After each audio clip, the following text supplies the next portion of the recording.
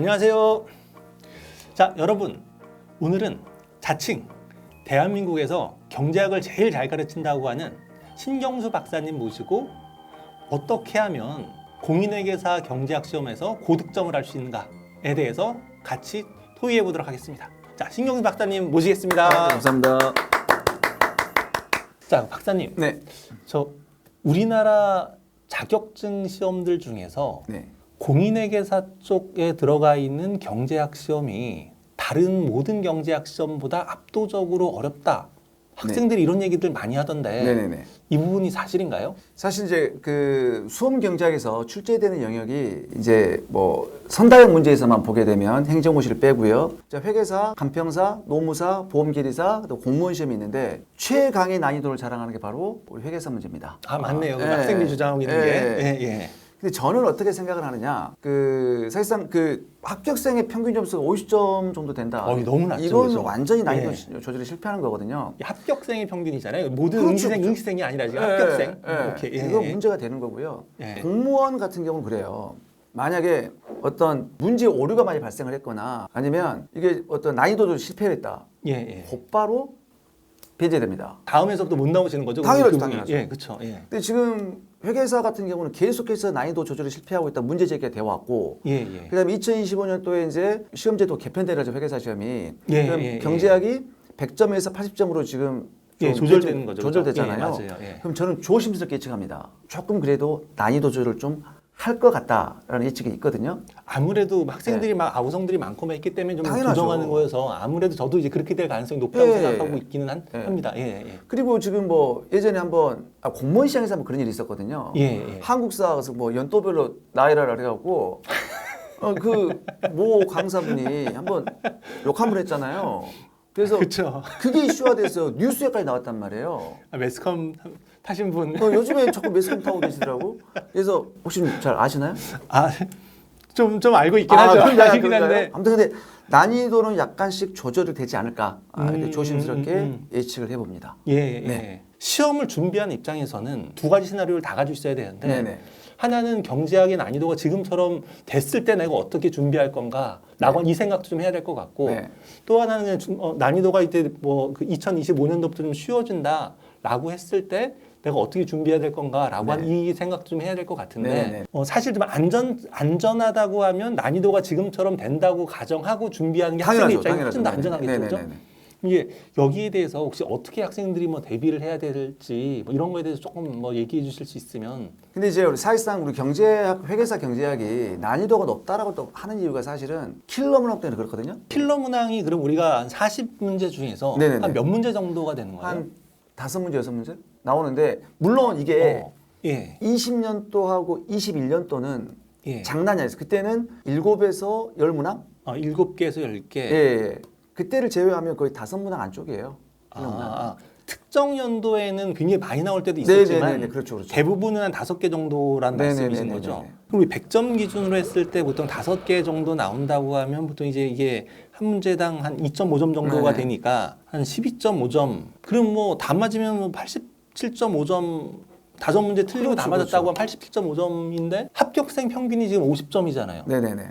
그러면 사실은 뭐 이거는 버리고 가도 되는 이런 점수일 것 같은데. 당연한 겁니다. 저는 이렇게 생각합니다. 제가 공교육 현장도 있었고 사교육 현장도 지금 현재 있지만 공교육을 접근하는 방법과 사교육을 접근하는 방법은 다릅니다. 공교육은 학문을 닦는 곳이에요. 사교육은 학문을 닦으면 돼, 안 돼? 근데 저희 합격을 해야죠. 사교육은. 학문은 화장실 닦아야지. 죄송합니다. 이 현장은 학문을 하는 곳이 아니라 문제 푸는 기술자를 양성하는 곳입니다. 지금의 어떤 수험 경쟁을 보니 특히 회계사입니다. 강의 내용이 너무 방대. 그 수리적인 방법 사용하니까 체감 난이도가 높을 뿐더러 너무 강의가 방대하다 보니까 지쳐버리는 거야. 이게 바람직하지 않거든요. 제 강의는 짧아요. 그럼 짧으면 야 뭐가 빠져있지 않겠느냐? 개뿔 안 빠진 다 포함되어 있습니다. 중요한 것은 짧은 이 강의를 회독수를 늘리는 게 실력 향상에 도움이 되는 것이지 이렇게 장황하게 중간에 지쳐버린다니까 이래버리니까 점수가 안 나오는 거예요. 그래서 우리가 어떻게 극복할 것인가 짧은 시간에 첫 번째는 뭐냐면 당연히 선생과 교재를 선택을 잘해야 되겠죠. 첫 단추를 잘 맞춰야 마지막이 좋단 말이에요. 그 첫 단추 누가 될 것 같아요? 누구를 선택해야 될 것 같습니까? 사실은 공무원 영역, 뭐 보험 계리사 이쪽은 짧아요 다 강의가 이렇게 길지 않습니다. 그쪽에서도 그러면 그 이제 시험 문제 나오는 커버리지는 똑같습니다. 똑같은 건데 킬러 문제 자체가 좀 있니 없니의 차이라는 그렇죠. 말씀이신 거죠? 그렇죠. 동일하게 짧은 시간에서 충분히 커버가 가능한데 길게 버리면 중간에 우리 이 경제학을 특히 처음 접하는 학생들은 지쳐버린다는 얘기예요. 예. 그게 잘못된 거예요. 기본적인 그 내용 자체를 이해를 못 하고 있는데 킬러 문항 갖고 와갖고 야, 몇 년 동에 도출됐어 이거. 야, 나왔어. 요거 돌아버리는 거야. 아무래도 저희가 강의에서는 네. 사실 뭐 제일 시험에 자주 나오고 제일 중요한 부분을 먼저 이해를 다 시켜주고 그럼요. 그 다음에 학생들이 뭐 이렇게 나는 조금 더 고득점을 맞을래라고 하는 학생들에게는 뭐 킬러 문제를 뭐 하는 건 괜찮지만 그렇죠. 실제로 뭐 이렇게 처음 공부하는 친구들한테 이 킬러 문항까지 다 이야기하고 하는 자체는 사실 학생들 자체도 굉장히 부담스럽고 이해도 못할 거고 네. 야, 문제 자체가 아니라 뭔가 접근하는 방법 자체가 뭔가 좀 잘못됐을 거라는 생각도 좀 드는 거예요, 그게. 네네. 근데 이제 그 박사님께서 조금 이제 제가 말씀하셨던 걸 조금 정리를 한번 해보자고 하면 네. 사실 킬러 문제들을 버리고 버려야죠. 메인스트림만 정리를 하면 네.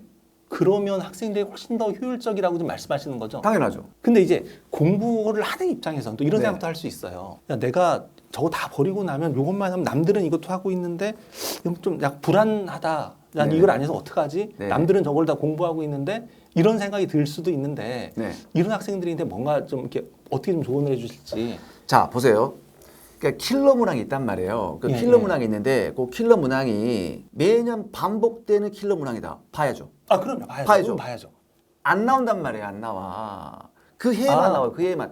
그런 것들이 문제가 되게 많아요. 그러니까 뭐 비용 곡선을 뭐 이상하게 그린다든지 아니면 후생 경제학에서 뭐 약간 모형을 바꾼다거니 안 나와요. 근데 동일한 킬러 문항 반복이 된다. 당연히 풀어봐야 되죠. 그쵸. 맞춰야 되니까. 그쵸. 맞춰야 되니까. 비효율적이라는 얘기입니다.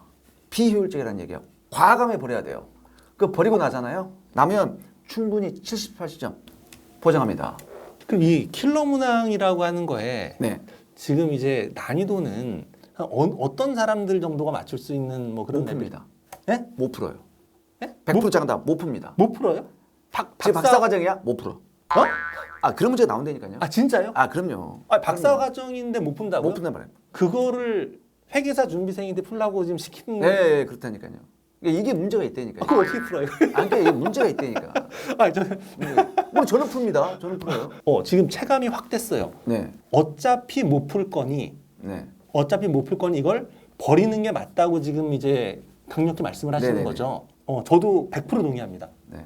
지금 예전에는 뭐 이런 말씀을 들었을 때 그냥 뭐 그게 좀 더 좋겠지, 효율적이겠지. 어차피 이거 뭐 버리고 우리가 한 2대 8의 원리 파레토 법칙에 의해서 한 20%만 잘하면 80점 맞으니까 지금 그 말씀을 하시는가 보다라고 뭐 이렇게 생각을 했었는데 그 얘기가 아니라 박사 과정에 있는 친구들이 못 푼다고 하면 정말로 버리는 게 맞는 것 같아요. 네네네. 그래서 이제 수업 시간에 제가 킬러 문항 같은 경우는 설명을 좀 해드려요. 하지만 마지막은 버려라. 근데 완전히 버리면 안 되고 강의를 하는 이유는 그래서 건질 게 몇 개 있거든요.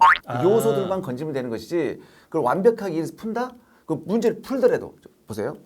제가 문제를 푼다고 합시다. 예. 한 문제 20분 걸려요. 그걸 왜 풀어? 우리 지금 1.5분 길어야 1분 30초예요. 못 풀어요. 안 된 시간 안에 못 풀어요. 선생도 못 푼대. 물론 저는 풀어요. 왜냐면 저는 박사지만 수없이 계속 강의를 해왔고 그쵸. 뭐 수업 문제 있었기 때문에 하지만 그건 굉장히 비효율적이라는 얘기죠. 지금 이제 신경근 박사님 강의 자체가 조금 더 이제 강의 수가 제가 좀 작은 걸로 알고 있는데 실제로 이제 킬러 문항에 관련된 부분을 싹 다 버려버리고 메인스트림과 관련된 주제에 대해서 집중해서 여기에 대해서 이제 강의를 하시기 때문에 이게 좀 짧아질 수 있는 거죠. 그럼요. 자, 그럼 이제 우리 학생들 같은 경우에는 지금 요 강의를 요것만 반복해서 정확하게 알게 되면 한 얼마 정도쯤 건져갈 수 있다라고 이제 말씀을 해주실 수 있어요. 과감하게 말씀드리면 65점, 70점 가능한데 문제는 거기다 어떤 선생님을 선택했냐에 따라 또 달라지는 거예요. 그러니까 동일한 문제를 맞히고 안 맞히고 중요한 게 아니라고요. 그거 해설 보고 맞추고 다 합니다. 다 나와 있잖아. 근데 얼만큼 짧은 시간에 그 문제를 해결하는 게 중요해. 시간 싸움이란 말이에요. 수험 경제학은. 시간 싸움은 맞아요. 그건 어느 선생님을 선택했느냐가 굉장히 거기서 당락이 좌우되는 겁니다. 누구를 선택해야 될까? 아니 그 얘기예요, 그 얘기. 그리고 제가 이제 한간의 학생들이랑 뭐 여러 가지 뭐 이야기를 좀 하다 보니까 네네네. 저한테 이제 이런 질문들을 하는 사람들이 좀 있던데 그 신경훈 선생님이 되게 뭐 유명하신 분인 건 알고 있다. 7급 공무원 쪽에서 좀 유명하신 분 아니냐. 네네네. 지금 이제 공인회계사 시험과 7급 공무원 시험 자체가 좀 난이도가 좀 다르고 이쪽 공인회계사 시험이 훨씬 더 좀 어렵고 뭐 이런데 거기서 사용하셨던 뭐 방법이나 아니면 그 강의 기법이 여기에서도 과연 적용이 될까? 어느 경제학 이론 영역은 똑같아요. 출제되는 영역이 똑같은데 물론 이제 우리 회계사 영역에서 출제되지 않은 파트는 몇 개 있어요. 나중에 말씀드릴 텐데 똑같아요. 기출에서 약간 좀 더 나간다 안 나간다 그 차이거든요. 예를 들면 공무원 시험에서는 요게 한 문제야. 근데 회계사 문제에서 그게 한 지문으로 들어가는 거야. 그 문제가. 어떻게 보면 5문제가 한 문제가 되는 거지. 이런 식으로 난이도를 조절하는 거기 때문에 내용에 있어 차이가 있다 그렇지 않아요. 그래서 동일하게 이론 강의는 접근하되 그래서 기출에서 우리가 난이도를 조절하면 충분히 극복이 가능하다고요. 그리고 또 하나는 제가 말씀드리고 싶은 것은 뭐냐면 이게 그 제가 이제 뭐 공무원도 강의를 하고 있고 회계사, 뭐 간평사, 노무사, 계리사 다 강의를 하고 있어요. 제가 우리 회계사 제일 먼저 보죠. 먼저 그다음에 이제 간평사, 노무사 보고 계리사 보고 공무원 시험 제일 마지막에 본단 말이에요. 그러면 이게 문제를 베껴요. 그쵸, 요 지문을 새로운 유형이 따잖아요. 그럼 공무원에 베끼거든요. 심지어 공무원 시험을 또 베껴요. 회계사에서. 그러니까 돌고 도네요. 돌고 돈단 말이에요. 그러니까 뭐 교수가 있는데 야 너는 공무원용 교수, 너는 회계사용 교수 그런 게 없단 말이에요. 그래서 다른 영역도 우리가 공부를 해야 된다는 게 바로 그게서 나오는 거예요. 이 경제학이 있는 것이 아니라 난이도의 차이다. 그렇게 생각하시면 될 것 같아요. 오히려 이게 뭐 장점이 될 수 있겠네요. 그럼요. 그럼 이제 공무원 쪽에서 이제 강의하셨던 것들이 또 새로 어떤 것들이 출제됐는지에 대해서 뭐 굉장히 뭐 제일 빨리 또 아실 거고 또 그걸 가지고 또 회계사 시험에서도 이제 내년도에 어떻게 나올 거다라고 또 예측도 할 수 있으니까 네네네. 그 부분이 오히려 더 뭐 강점이 될 수 있을 거라고 생각이 되네요. 이 학생들한테 야, 니네 딴 거는 몰라도 요거는 니네가 꼭 좀 알고 들어가야 돼. 라면 이런 혹시나 이런 주제가 혹시나 있을까요? 모 학생이 그러더라고요. 요것만 찝어주세요. 요것만 찝어주세요. 제가 신이죠 그러면. 경제학은 모든 영역에서 다 고루고루 출제가 됩니다. 출제가 되는데 우리 회계사 같은 경우는 이제 출제가 되지 않은 영역이 있어요. 그러니까 뭐 경기 변동론이랄지 다른 데서 나오거든요. 희한하게 우리 회계사는 잘 안 나와요. 경기 변동론이 안 나오고 그다음에 소득 분배 이론도 거의 출제가 안 돼요. 그러니까 이런 건 제껴도 된다. 그다음에 이제 후생 경제학 파트가 또 너무 어렵기 때문에 그쪽 파트도 굳이 하나 제낀다면 그쪽 파트 제끼면 그 정도 여기서 나와 하다면 다 나와요. 제끼는 것을 제끼는 게 좀 더 간단하구나. 네거티브 제끼는 거 빼면 그 정도 이렇게. 그럼 아까 말씀하셨던 세 파트를 제외하고 나머지 쪽은 좀 다 공부를 하는 게 그게 더 좋은 거다라고 이제 말씀하시는 거예요.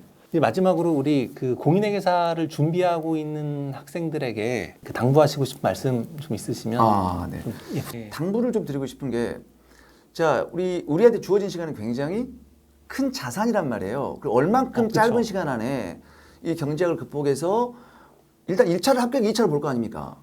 경제학을 극복을 해야 돼. 어쩔 수 없어요. 그러면 짧은 시간 안에 얼만큼 큰 효율을 달성할 수 있을 것이냐는 내가 아까도 얘기했듯이 첫 단추를 잘 끼야 된다는 얘기예요. 첫 단추를.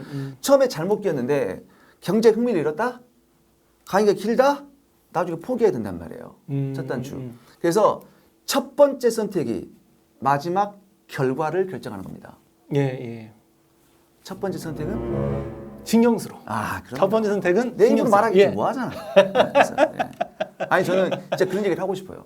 여러분 우리 경제학 강의를 신경수 박사님 강의를 통해서 여러분이 한번 접근하시면 굉장히 경제학에 대해서 짧은 시간 내에 뭐 많은 걸 또 얻어갈 수 있을 강의라고 확신합니다. 자, 우리 지금까지 신경수 박사님과 공인회계사 경제학 시험을 어떻게 준비해야 되는가에 대해서 같이 한번 살펴봤습니다. 여러분들이 지금까지 경제학을 접근하는 방법 자체가 너무나 방대한 부분을 다 커버하려고 하다 보니까 힘을 온갖 군데 막 너무 분산해서 써서 메인스트림을 정확하게 잡는 거에 대해서 정확하게 이해를 못했기 때문에 합격자의 평균이 한 50점 이렇게 아마 그쳤을 것 같아요. 우리 더 이상 그렇게 하지 말고 메인스트림 여기에 대해서만 여러분이 집중하셔서 이거를 반복해서 여러 번 보고 그냥 우리 나와 있는 어려운 문제들 이런 걸 다 버려버리고 여기에 대해서 집중하셔서 우리가 추구하는 거는 100점이 아니라 합격이잖아요. 합격. 여러분은 합격만 하시면 되잖아요. 경제학 70점 맞으면 여러분은 충분히 합격하십니다. 여러분 70점, 80점 이 점수를 위해서 곁까지 버려도 충분합니다. 이것만 반복해서 학습하셔서 최소의 비용으로 최대의 효과를 얻으시기를 바라겠습니다. 자, 지금까지 경제학 박사님, 신경수 박사님과 같이 했습니다. 네. 감사합니다. 수고하셨습니다. 네.